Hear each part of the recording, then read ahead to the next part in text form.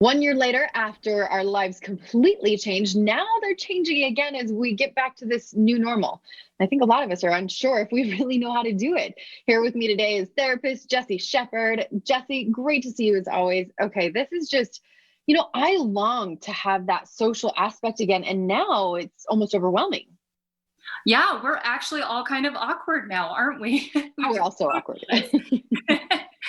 Yep. So it's getting back to this new normal and really recognizing that just because we're going back to normal, we are not going to be good at it. And I think that the big point is too that it's okay to know that you don't feel comfortable with it. Just like we didn't feel comfortable when life changed a year ago and we were all sent home, it's okay to not feel completely confident going out into the world again.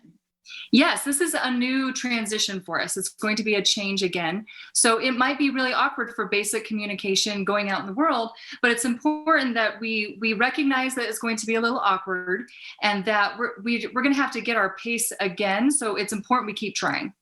Right. And we've got to cut ourselves a break. I mean, from adults to kids to everybody, even family parties could be a little awkward the first time they happen, right?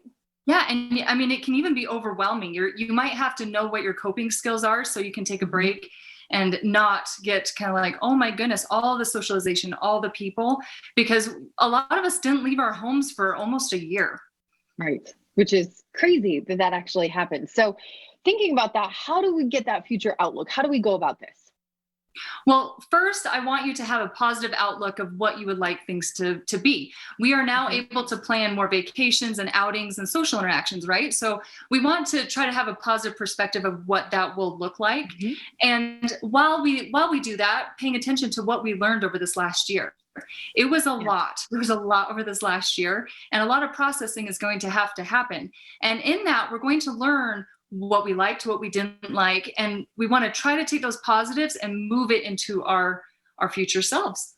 I like that, especially because I think there are some positives that came out of the pandemic, but we need to remember those. So, what else for us, Jesse? Making sure that you're not doing this alone.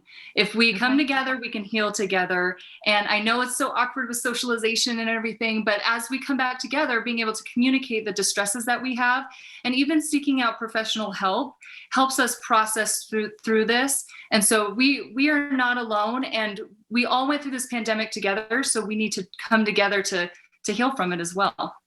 Jesse, I have to say that I've always had a voice being in TV, but I've also shied away from sharing some of my emotions as well. And in this last year, I've been very vocal about, having mental health issues and having those moments of despair and depression. And I think finding out that I'm not alone and there are other people that have that and it's okay. Yes, and depression, anxiety, and substance abuse has gone up this year. So Yeah. that means that we do need to seek help, and we do need to come together and be more vocal about mental health because we all need more help now. And that's why people like you are so important. So if they do need a therapist, how can they get a hold of you? The best way to contact me is blueclovertherapy.com. Fantastic. Jesse, great to see you. And hopefully I'll see you in person one of these days. And I Yes. actually will probably give you a hug because I miss you. Yeah, oh, I'll give you a hug too. It's been so long. I know. We'll see you soon. Yeah.